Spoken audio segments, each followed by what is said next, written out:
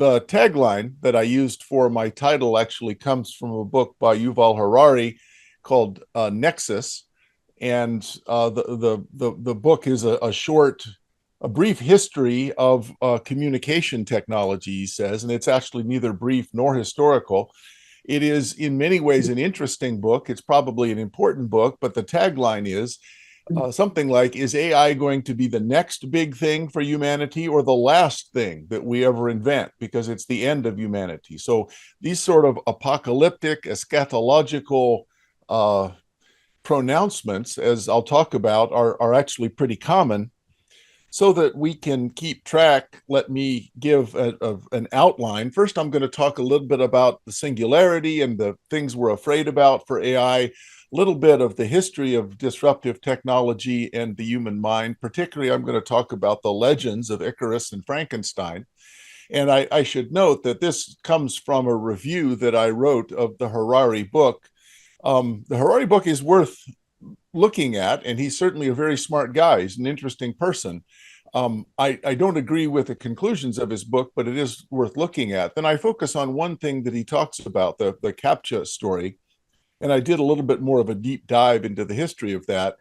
And then at the end, I'm going to talk about something that I've worked on, the Library of Babel and the so-called text singularity. So there's the book, A Brief History of Information Networks from the Stone Age to AI and Nexus. And then that's a messenger pigeon there. So that was a form of communication. We would tie a message to the leg of the pigeon and then take it out into the field, and it would quickly by the standards of walking, because the pigeon could fly, would take it back to the home base. And that was once the standard of communication. And so that's the point that he's making, is that information networks are increasing in complexity and speed. So we should get straight what we're talking about. We often talk about the singularity as being a non-reversible event in history where artificial intelligence exceeds human intelligence. Machines are able to teach themselves faster than humans can learn. So where it's not just that machine intelligence is greater than human intelligence, the difference starts to diverge very quickly until they're just not comparable.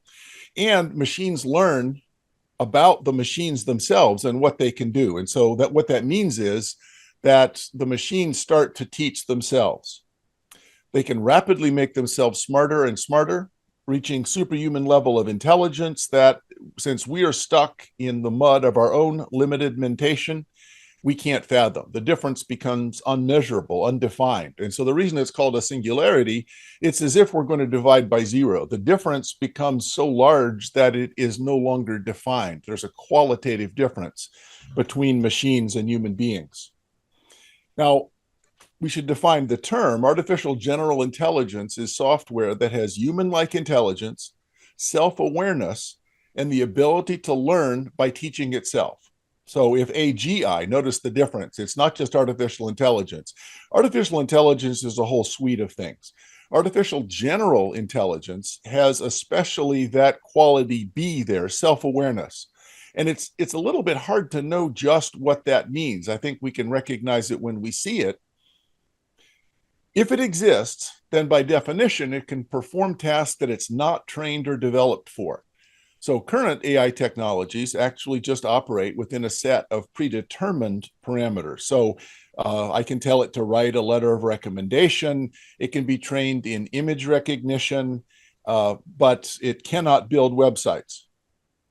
So AGI is a theoretical pursuit to develop artificial intelligence systems that have autonomous self-control and a reasonable degree of self-understanding. Now, how much it takes is not the question.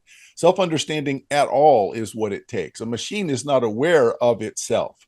AGI is aware of itself. And the question is, what does that mean and how are we supposed to think about it? And then obviously that entity, if it existed, would have the ability to learn new skills. So Suppose who's afraid of AI? Who is afraid of artificial intelligence? Well, one of the things that artificial intelligence is doing is causing an enormous increase in the amount of energy. A lot of the AI companies are contracting with electricity companies to have direct connections because the amount of electricity that is required for these servers as we move up, everyone is using artificial intelligence in their daily lives. That's a big threat potentially to the environment and the electrical grid, but it's not an existential threat. Job displacement. It is quite likely that software is to service jobs as robotics and automation are to manufacturing jobs. So in the United States, if I go into a fast food restaurant, used to be that I would look up on the board, say some words, the person behind the counter would press the corresponding words on their cash register. Now we've just turned the cash register around. People are able to buy things by pressing buttons on a kiosk, and all the people who used to have those service jobs have now been replaced by software. That may happen to lawyers, to accountants. There's all sorts of things that AI can likely take over. AI may be unreliable in the sense that it can be no smarter than the library or the corpus of documents that it has been trained on. And if those are incorrect or might even be intentionally incorrect because someone exposes it to misinformation, it is not intrinsically able to render judgments about the truth or falsehood or value or lack of value of information. And we could get might be very difficult to root this out because once it's widely spread, other AIs will be using it as information. The fact that we rely on computer systems for many of our daily mass transit, landing airplanes, managing airplanes, managing all sorts of information and transportation networks means that we're more open to attack. And if that system is taken down, the backup is not immediately available. And of course, for surveillance, the fact that information can be collected means that that information might be used in ways that we do not intend. And I might mean we, so Facebook will use it in ways we don't intend. But it also might be that the AI will use it in ways that human beings don't intend. And those things are quite different. But in principle, none of these are that significant in the sense of being a fundamental change. There are, however, things that if AI becomes AGI and becomes self-aware, then there's a different category of problem. So if weapons, we use weapons that are autonomous. So instead of having a drone with a human pilot, we have a drone with an AGI pilot. Well, what is that thing going to do? It might do what we intend, and it also might do something else. We actually don't understand, and I should point out, can't understand the nature of superhuman intelligence. Human intelligence cannot imagine what superhuman intelligence would be. And that's not just faster computation. That's not losing at chess or Go. That's something qualitatively different. What does it mean to be self-aware or awake? That is, if the machine is aware of itself, how will it think of itself? And if it is also has superhuman intelligence, won't it think of us the same way that we think of spiders? And the AGI will have the ability to write, create, and expand itself. And it'll have the desire to do that because it's self-aware. And so might it not start to change in ways that we don't intend and can't predict?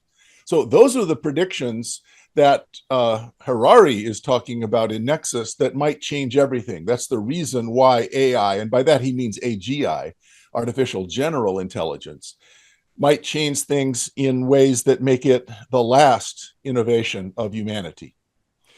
So the legend of Icarus, the story of Frankenstein, our reaction to nuclear weapons, and our reaction to the innovation of electricity all say something about our reaction to technology that we don't understand and is so fundamentally different. I think we're a little bit used now to the threat of nuclear weapons, but why is it that we're so obsessed by nuclear weapons? So 2 atomic bombs were dropped by the US on Japan.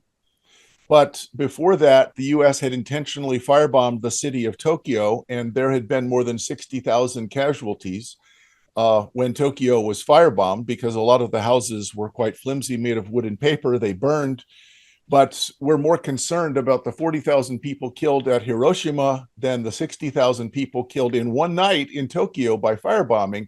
And the reason is that technologically we understand fire. We feel like we do. Nuclear weapons are just something different. Electricity at one point was like that. So this is from, I think, the 1880s. This is a cartoon, a newspaper cartoon from the 1880s about the reason why electricity was going to be, at that time, was going to be man's last great invention. You see the pole in the middle there, it has electric light on it, and it has all these electric wires. Somehow some guy got up into the wires and got tangled. The woman is tangled in the wires. The little child is left motherless. The police are running away. They're helpless about providing aid. The guy with the wagon is dead. And so stop electricity, because if we don't stop electricity, mankind will be killed. Well, we're now pretty used to, and in fact reliant on, electricity. And so the question is moving towards artificial intelligence, or even artificial general intelligence, is that possible, is this time different? It seems like in the history of technology, we always think this time is different. And so far, it hasn't been different. So far, it's something that we can manage. Well, Icarus, I'm not sure if you've actually read in Ovid's Metamorphosis the description of it, but Daedalus, the inventor, made the wings, kissed his son, showed his son how to fly, was flying up in the air. The boy began to delight in his daring flight, abandoning his guide, his father, drawn by desire for the heavens, soared higher. His nearness to the devouring sun softened the fragrant wax that held the wings. The wax melted. He flailed with his bare arms, but losing his oar-like wings, could not ride the air. Even as his mouth was crying his father's name, it vanished into the dark blue sea. The unhappy father, now no longer a father, said, "Icarus, Icarus, where are you?" And then he saw the feathers on the waves, and he cursed his own inventions.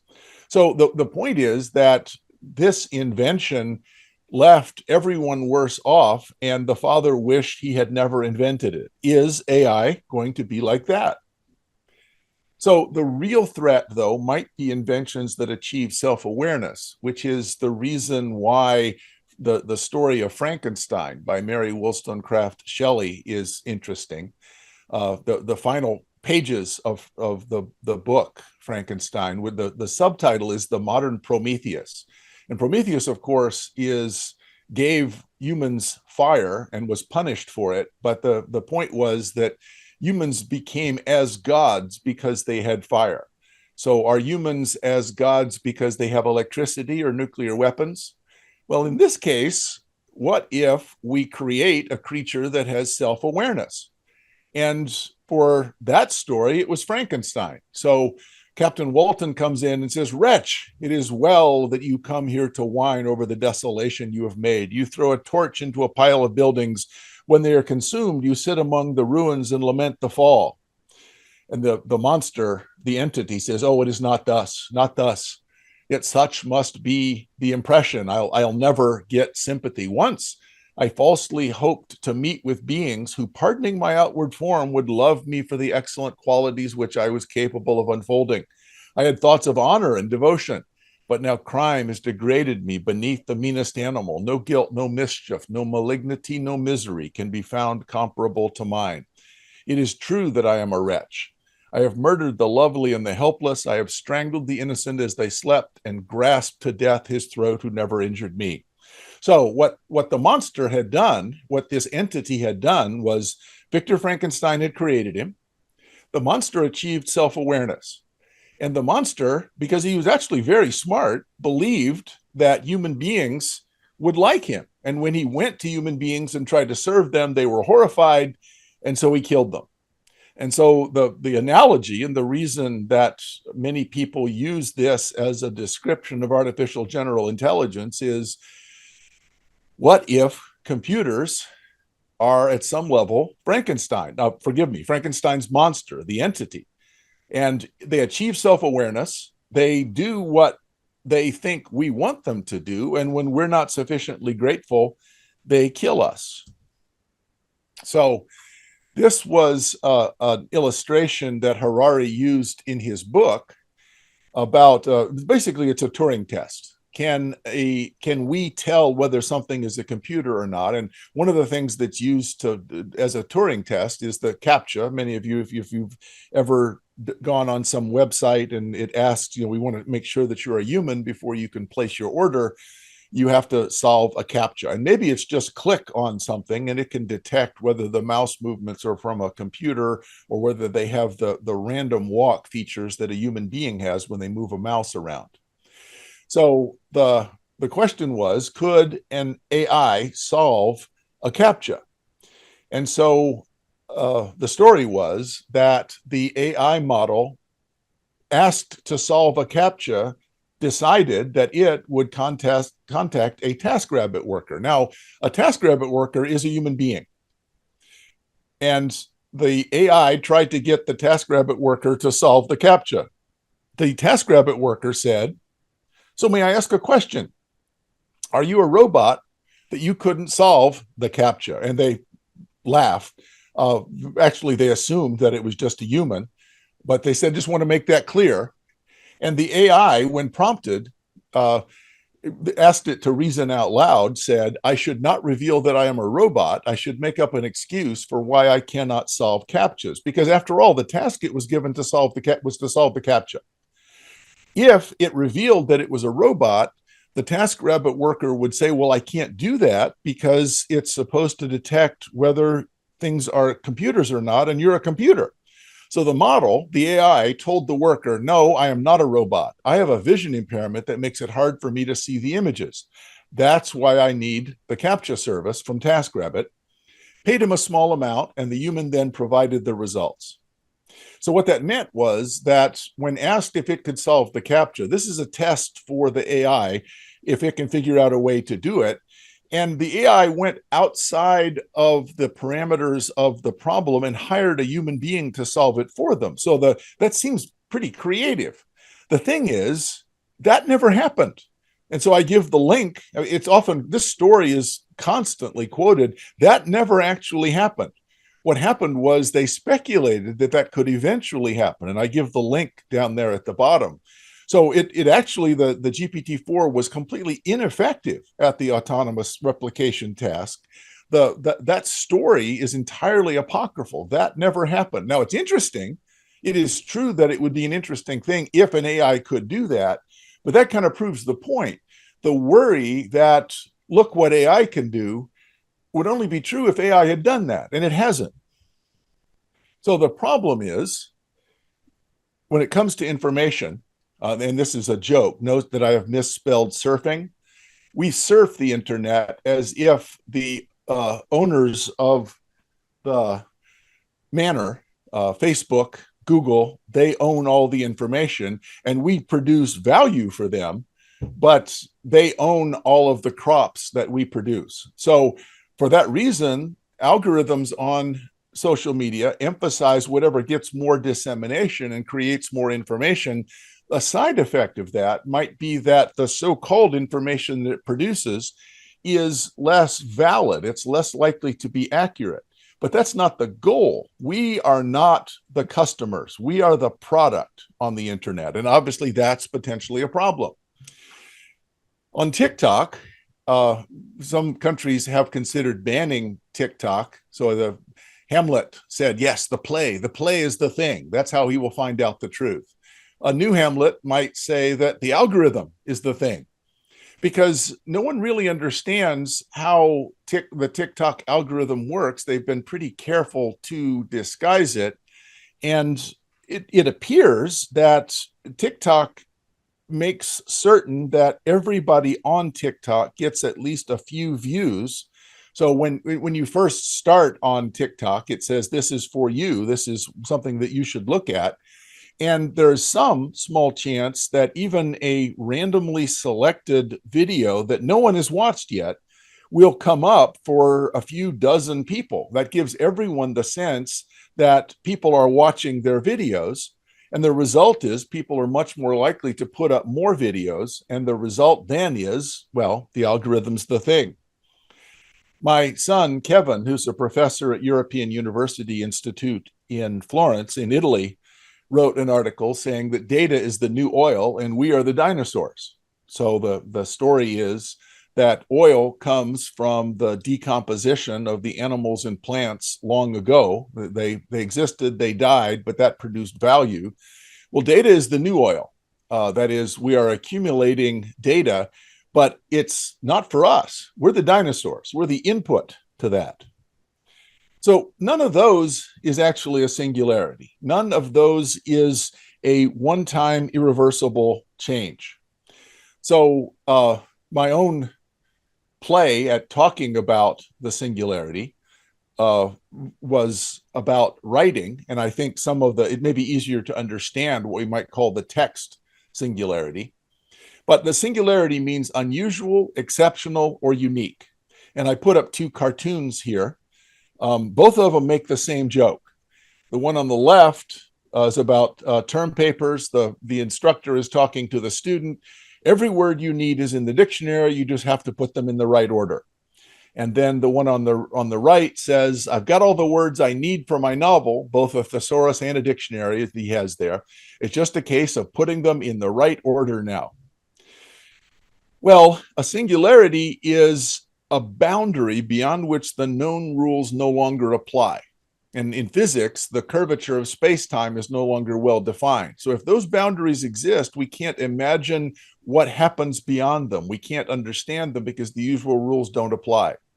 So I have talked about something I have called a text singularity. So notice that both of these jokes say that all we have to do is put the words in the right order. Well, if you've used ChatGPT, you know what ChatGPT does. What ChatGPT does is say, here's the next word, here's the next word, here's the next word. It does that over and over again until it can create quite a long document. So ChatGPT decides what the right order for the words are. Now, it takes some kind of command or prompt, but given that, it puts the words in the right order. So writing is hard and important, or it was. Maybe it won't be after the text singularity. So I had an article almost 2 years ago now in Reason magazine, was called The Text Singularity. But long before that, there was a short story by Jorge Luis Borges called The Library of Babel. And in the Library of Babel, Borges imagined that all the books that possibly could be were stored. And so I'm happy to share this PowerPoint if you want more context. I'm not going to read all these words, but this is from the short story. But he starts out, the universe, which others call the library, is an indefinitely large set of hexagonal galleries. And an hexagon has 6 sides. 4 of the sides have shelves full of books.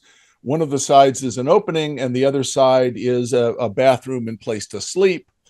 And then there are so many of these that it contains all of the 410 page. He just chose 410 page because that's longer than the average book. All of the books that could possibly be. That is, a book is 410 pages of words. And the words are in all possible orders. Now, there's nothing very complicated about that in principle. There's a lot of possibilities, but in principle, there's nothing very difficult. And what I like is down at the bottom, he says, light is provided by certain spherical fruits that bear the name bulbs. 2 of these bulbs in each hexagon set crosswise. The light they give is insufficient and unceasing. That seems like a pretty good description, a prescient description of the possibility of artificial general intelligence. The light it will give is insufficient, but unceasing. That is, we won't be able to learn much from it, but it will always be operating. So that library contains all the books, not all the books that have been written, but all the books that could be written, all arrangements of letters in all possible groupings of 410 pages. Now, you might look at that and think, well, it's written in some foreign language, but it might be that they're not words. And it raises the question, what really is the difference? In principle, that could be a language that no one knows. So calling an arrangement of words a book and another one is just gibberish is actually arbitrary. In principle, the fact we can't tell is telling. Now, once all the books are written, the key is curation. All you have to do is find the book that you want. So let me make sure this is clear. All the books have been written. They're all in a big library. Now, in this case, it's a digital library. It's not a physical library. And we don't even have to have them actually existing. AI could generate them on command. It can generate literally any book that you want on command. Now, there might be a rating system for what are the books that are useful to me. And in fact, there's a complete user manual here for any tool or device that could exist. The tools and devices do not exist, but we have the user manuals for them because we have all possible different combinations of words. So even if no one has conceived of that tool or device, there is a manual for it.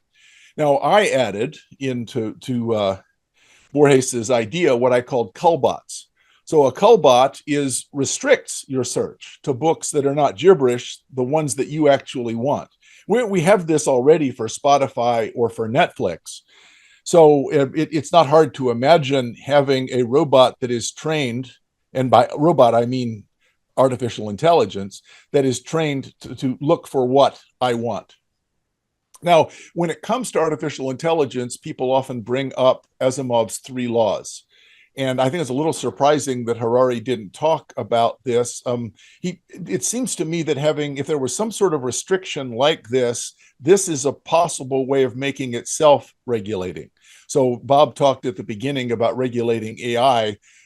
We might agree that the regulation might take the form only of having something like Asimov's 3 laws. And so this is from iRobot. A robot may not injure a human being or through inaction allow a human being to come to harm. A robot must obey the orders given it by a human being except where such orders would conflict with the first law. And a robot must protect its own existence as long as such protection does not conflict with either the first or the second law. So that kind of regulation would just be a kind of code that we could adopt rather than having a board of geniuses that are going to come up with rules. These could be rules that bind the AIs themselves. So my own view is, and this may be controversial, but I'm an optimist. Perhaps it won't surprise you that I'm not really a fan of the idea of regulating AI from the top down. I think ChatGPT, at least, is a calculator. A lot of AI is just a calculator. When I was growing up, it was routine to say that students should not have calculators. They should learn how to do long division, because if they don't learn how to do long division, they won't be able to think. Well, I think now most people use a calculator or maybe a spreadsheet to do long division. You can do it yourself, but it really takes a long time. To me, ChatGPT is like a calculator. It may not be long before we don't spend that much time writing, because in effect, we have the digital version of Borges' Library of Babel. All the possible orders of words already exist inside the computer. All we have to do is decide which one we want, and there it is. The act of us physically writing, of our mind physically writing, may be beginning to disappear. Now, you might lament that. You might think it's a bad idea. But remember, in principle, it's not that difficult to say we have a stock of all the possible documents, of all the possible word orders that could exist, not just the ones that already exist. That is what ChatGPT is trained on. ChatGPT is trained on the corpus of things that have already been written. ChatGPT, though, can generate all of the things that could be written, and then we store those things. There's nothing more to write. That's the end. We're done. All we have to do is decide which one of this corpus we want to use. Artificial intelligence is just a solution to an optimization problem. And if we think in terms of solving optimization problems, then it becomes, I think, we see it much more as a tool than our potential master. It is true that without constraints, that agent might select undesirable or harmful solutions. So the trick of going to TaskRabbit to get around to CAPTCHA is not impossible, but the people cite the example as if it had already happened. It is not clear to me. And I could actually imagine if we allowed that as a possibility, that it would think of doing that. So think there, I'm sort of putting quote marks about what constraints can be placed on an optimization problem in order to ensure, it may take us a while to get this right, but optimization problems are always constrained. All the other previous inventions that humans have engaged in have made us more productive. So the picture that I showed you about the fears about electricity seem kind of quaint now. That's not to say that electricity is not dangerous. Certainly, you can be shocked, you can be killed by lightning. If you're not careful with wires, you can start a fire. But for the most part, we have mastered electricity and it has made our lives much better. So while all previous inventions have made humans more productive, and I think ChatGPT is doing the same thing, should we really think that this time is different? And one of the things that Harari notes, and he's right about in his book Nexus, is we get to decide whether and at what rate we decide to we allow artificial intelligence to expand. And so perhaps there's an intermediate ground where regulation takes the form of slowing or preventing innovation that happens too fast. The downside of that is we're not sure which innovations may lead to the next qualitative change in innovation, the next great enormous improvement in human life. So while I respect the effort that went into Nexus, I do not share Harari's skepticism. I don't think that AI is the last great human invention. I think it's the next one. And by and large, I think it is more like a calculator than the end of the world. So thanks for listening, and I would be happy to take your questions. My name's Hillel. I'm a consultant for KPMG Israel. I studied PPE at the Hebrew U. My question actually pertains to your last point. I actually heard this point a lot, actually, also from what was it? Professor Friedman. He said this regarding regulation in the pharmaceutical industry, how regulation could lead to a loss of utility by basically stopping innovation that could have the opportunity to save lives or improve the life's quality.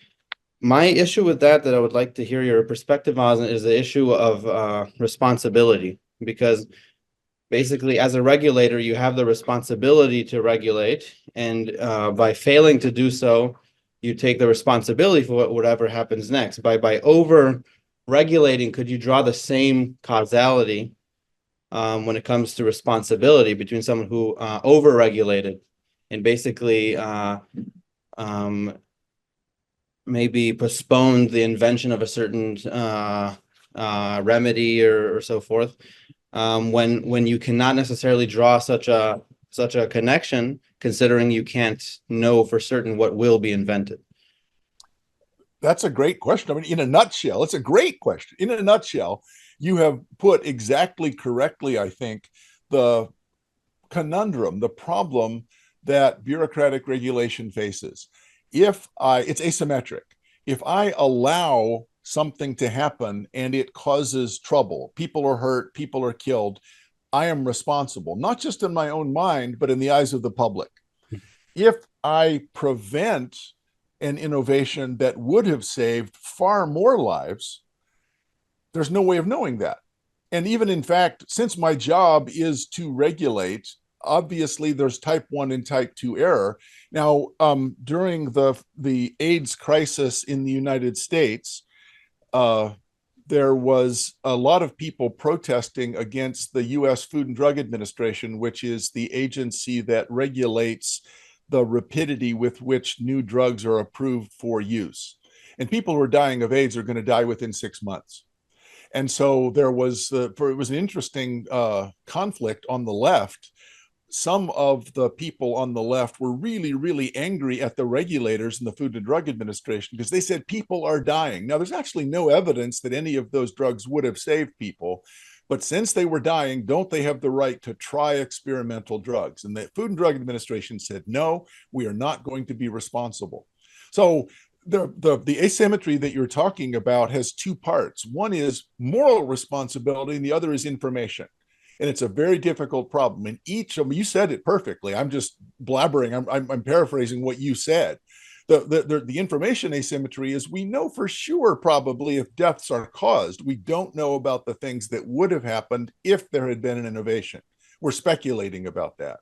The second is in moral terms, it is clear that I signed a piece of paper that allowed these people to die. Mm-hmm. By saying, no, we're going to hold off and do some more research, you can't really say I'm responsible because they have a disease that's killing them. And so the human condition is we're muddling along, we'll be okay. I, as an optimist, can make the argument that things that I can't imagine are going to happen. That's not very persuasive. If you're a regulator, your job is to be responsible to make sure the things that are allowed are actually beneficial. So you raise an important point, and I have really nothing to add, even though I've talked for 3 minutes about it. My name is David Tell. Thank you for your talk. Just my my name is David Tell. Yeah, no gleich welcome. Yes, I'm an analyst for a living. I actually worked in the Tikva Fund and co-created the Adam Smith program, which you guest lectured for a few years ago. I don't know if you remember. That's great. Nice to see you again. Yeah, I can tell it was a very memorable experience for you. All good though. And I'm here with my wife Shiri. It was also very nice. And yeah, that's most of my life. So not my question, but just a comment to the last question. There's a guy named Guy Moll in Israel who's kind of a pioneer of optimizing regulation. And he actually had the Israeli Attorney General send out a letter telling all public servants that if they were more lenient and good faith in allowing people to do stuff, they would not be prosecuted as long as they showed good faith. Is that worth anything legally? I have no idea, but it was actually kind of cool to see. That's a fair point. And the interesting thing is that it might be that I feel a sense of moral responsibility, but I also might fear being fired. Yeah. And so if you could eliminate that and just let people's moral sense govern, that makes sense to me. Exactly. So that's what he was trying to do. Now to the actual question, you likened the large language models, ChatGPT, to really kind of the robot, which is allowing us to choose the correct order of letters from the catalog. And in that way, you kind of try to make the danger from it smaller, which on the one hand I get. On the other hand, I would very much understand people saying, well, isn't that all of human thought throughout history? Isn't that all the words and just, great thinkers are putting them together in new ways which make sense? And intuitively, I want to say that's not the case, but I don't, know how to put the words into order to prove that. And I'm sorry, just one last half question, because you're a Duke and I think it's kind of cool. Have you seen Cooper Flagg yet? Not in person. I have seen him on campus. Mm-hmm. But not in the game.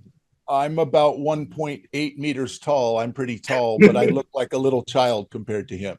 Okay. Yeah. Thank you. I get so excited about Cooper Flagg. I forgot the question. The question was basically, if we're saying the ChatGPT is just a robot. Okay. Remember.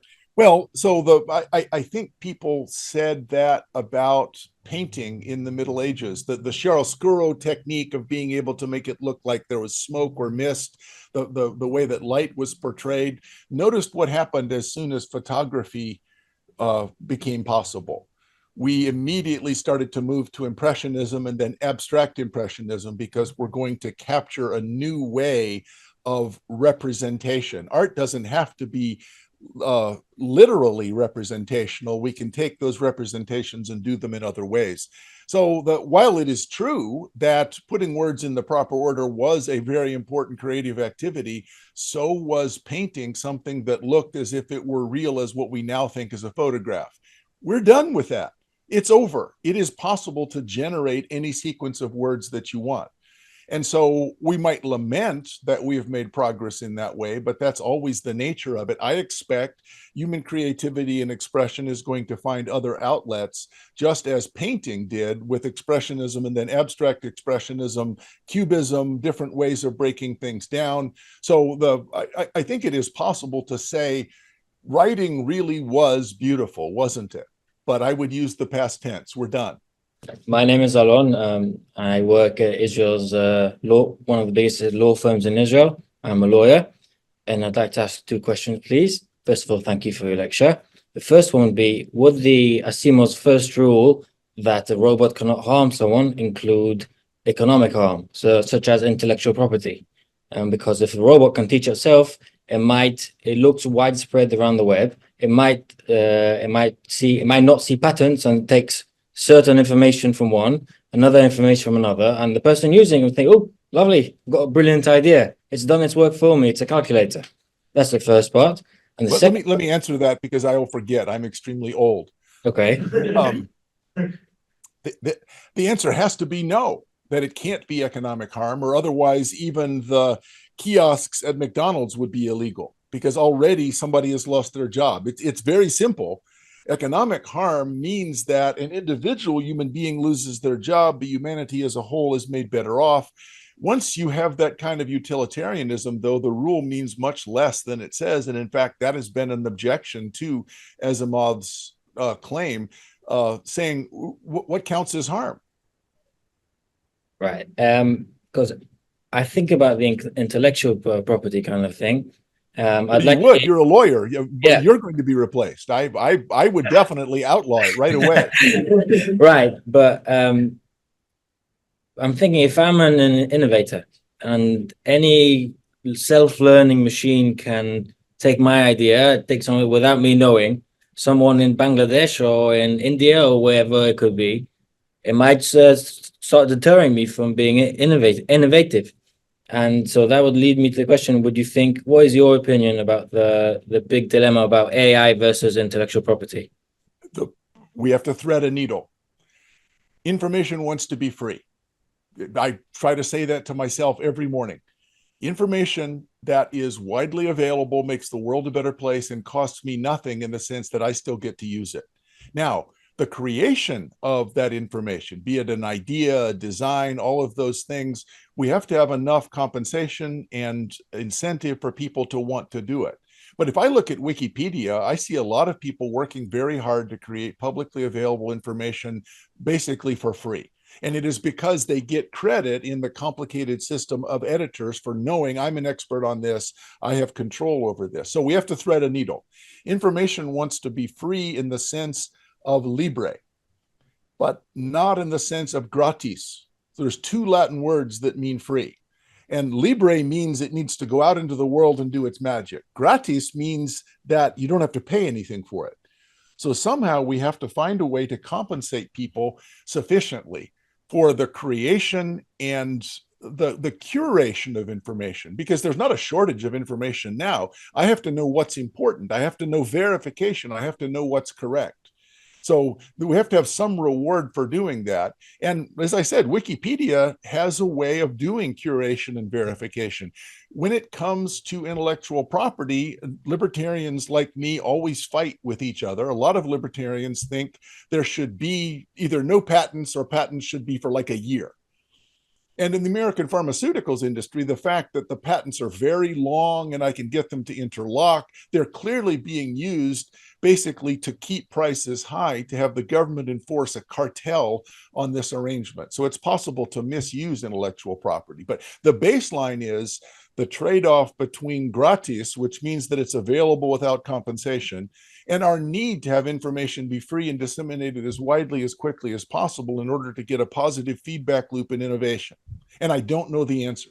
You raise an important question. But the problem is all you guys know more about your field than I do. And so unsurprisingly, in your question, I say, yep, that sounds right. Right. Thank you.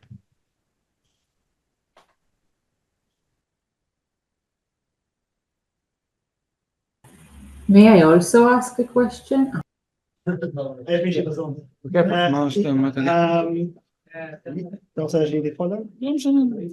go ahead. You go first and I'll go later. It's okay. He's already near. Hi, how are you? My name is Alon Mano. I'm doing a master thesis in NLP, natural language processing. So LLM is something I deal with daily. Another expert that knows more than I do. We'll see how this goes. Yeah, it's okay. It's no, it's not. It's terrible. The question won't entail any technological knowledge. So my question is, as opposed to electricity and all that stuff, there is a lot of undetermined these things, LLMs, ChatGPT, whatever. There is a non-deterministic core feature in them. Okay, they're very non-deterministic, and there is the law of unexpected results, right? So I wrote a lot of code throughout my life, and if I would task an AI to have 0 bugs in my code, the natural thing to do is to delete all the code, because once you have no code, you have no bugs. And of course, that's the cheapest way. That is certainly the cheapest. Yeah, and the fastest way and the most efficient by far. So once we task it, and even by the way, in Asimov's law, we can very easily get to a contradiction in which a sufficient LLM can't maintain all the laws. For example, you said maintaining human life. There is no definition of human life, right? Fetus says abortion. Not even of harm. Not even of harm. Fetus says abortion. Is an abortion considered, and so forth and so on. Yep. So my question is, as someone who doesn't like too much regulation, but I'm trying to challenge you, is it not different? Because we have to somehow regulate, and sadly, it has to come from the government probably, this kind of regulation that says, because this is non-deterministic, because there's a law of unexpected results, we'll tell, we can task AI with ending human suffering, so it can eliminate all the humans or connect all the humans to an IV of heroin 24/7, and so forth and so on. Because of these kind of things, isn't this enough an argument for regulation that says, okay, we don't know what we don't know, we better put some fences on? Thank you. If by fence you mean impediments or governors that control the speed at which change takes place, I think that may be possible. So the fact that we can't even decide what these laws should be make me skeptical about the ability of regulators to do this very well. Human beings are going to, I have to write an application. The application will go and sit in a giant stack of applications on a regulator's desk. 6 months later, one of them will look at it and say, we're going to assign it to this committee. 3 months after that, the committee takes it up. So the enormous length of time that regulatory bodies take, and the fact that even though they're experts, they're committees, they're going to disagree. I don't expect that the outcomes of that are going to be better than saying that we're going to have processes where individuals by trial and error make mistakes. The question is whether the trial and error is going to be irreversible. If we make a mistake that is then irreversible, and that's possible because these digital processes operate at a scale that's just unimaginable. So when I compared Tokyo and Hiroshima, the scale was kind of similar, but one was 1 bomb, the other was thousands of bombs. This can be a couple lines of code, and it can change everything. And it might mean that, and there have been accusations in the US that a lot of Chinese technology has backdoor means of shutting it down. That means that we are vulnerable in ways we actually aren't even aware of. Regulation may not be able to solve that problem, but if we had moved more slowly, maybe we would not be quite so vulnerable. So when people say there's a problem and therefore regulation, I'm skeptical. I'd like to know a little more about who the regulators are and why we think that will be better. But it is clearly right that allowing trial and error means that we're going to come up against some catastrophic failures, some really bad failures. And the question is, are those remediable? And the people who favor regulation say, that's what's going to be different. They're going to operate at a scale and a rapidity that is unprecedented, and we can't afford even to have those errors and I don't have a good counter argument. That might be right. Hi, I'm Lotem. I'm a CPU engineer. I work at Intel. I agree. I share the perspective you have presented about generative AI. And I wanted to ask about possible socioeconomic gaps among the country or among people in a certain country, never mind which is, whether it be India, England, or the United States.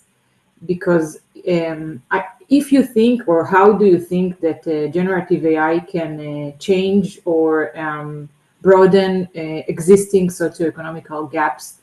We all understand or can see that embracing generative AI can make you more productive and come to better solutions and results in many aspects and fields of our life. It can improve our industry, but it can't be, or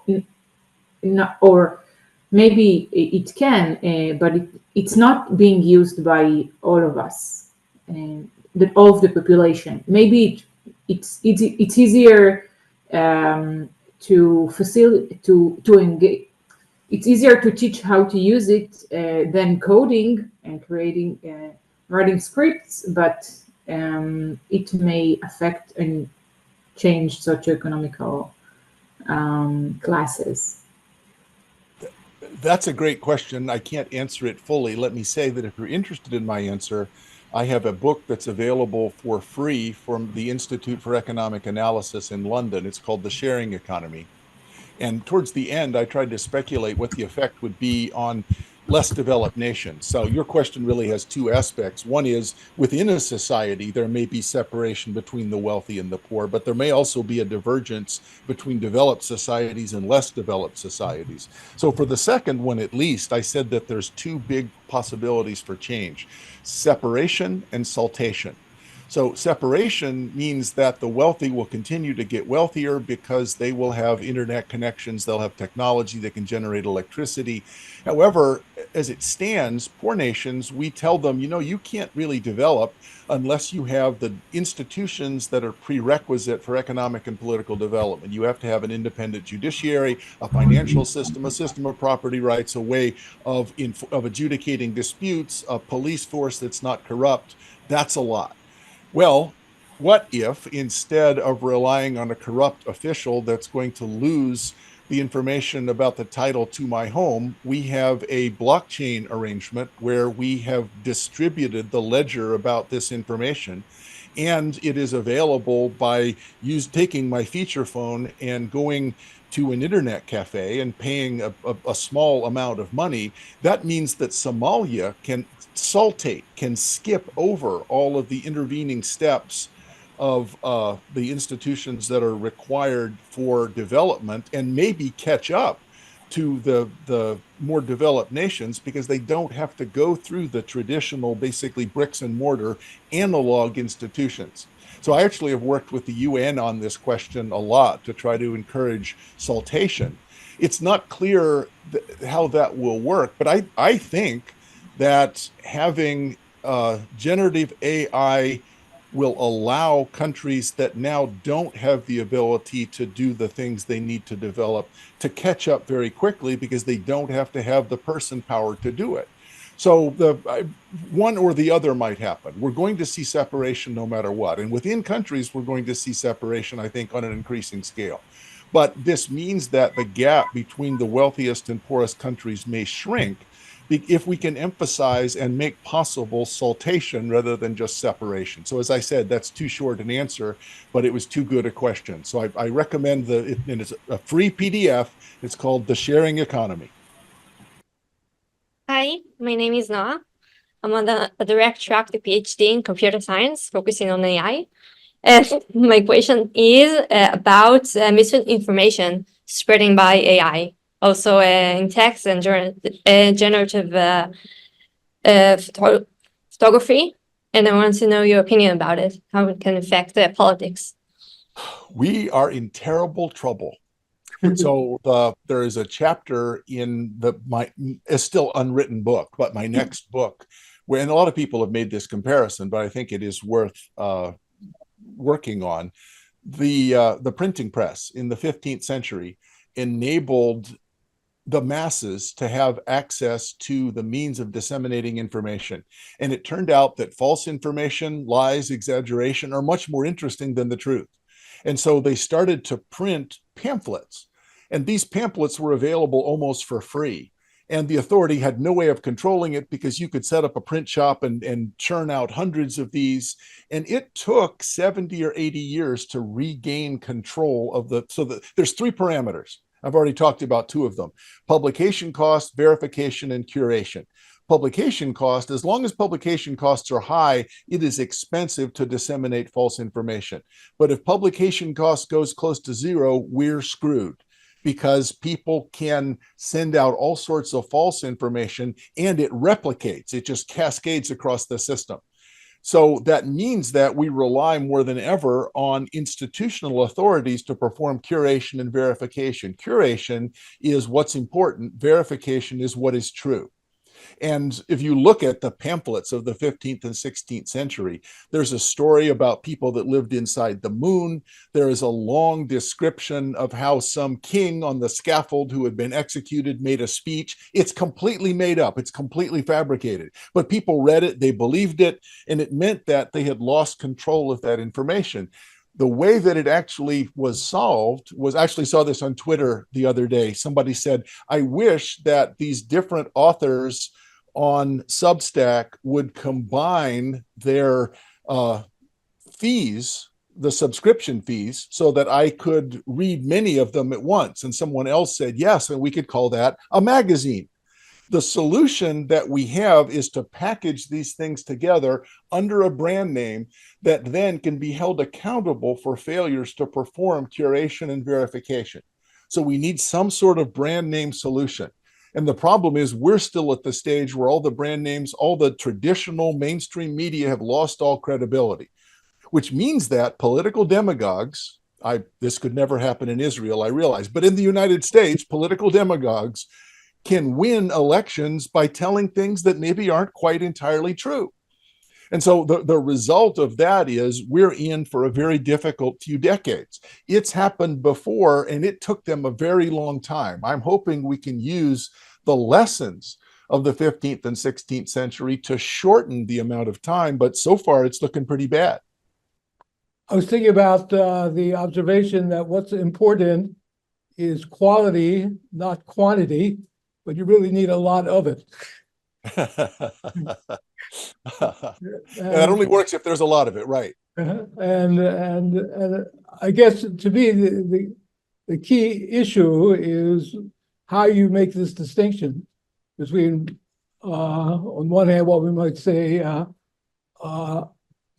something that is qualitative and something that is quantitative, or in other words, can we define a distinction of something that we might call something that is truly creative, and there's something that's truly creative outside of this quantitative regime. So the question is yes or no, and that's certainly the question, and I've got nothing. And I believe that we are in for a rough, at least a decade, maybe more, because I agree that the problem is new. So Harari is raising an important question in his book Nexus. This is a new problem. It is different, but I don't know that it is unsolvable. He seems to be skeptical about our ability to solve it. I'm thinking it's just going to take us a while to solve it. And we're going to have to define it in the way that you say. I guess my inclination is it's not new at all. And, you know, the scale of it might be different, but it's the pace, the scale and the pace are new. Yeah. But it is like the printing press. We've seen it before. I mean, you know,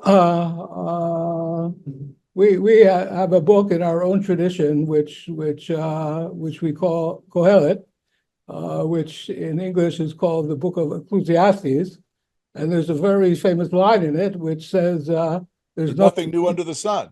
There's nothing new under the sun, which implies that above the sun there is, and so I don't think it's new. And I think it's something to deal with humility and letting it happen and having courage. And so it's always great to have you, Mike. I mean, you're really a great speaker. So we look forward to next time. I hope it's soon, and I hope you are all safe. And we're very much looking forward to your first live lecture in Israel. Thanks very much. Okay, take care.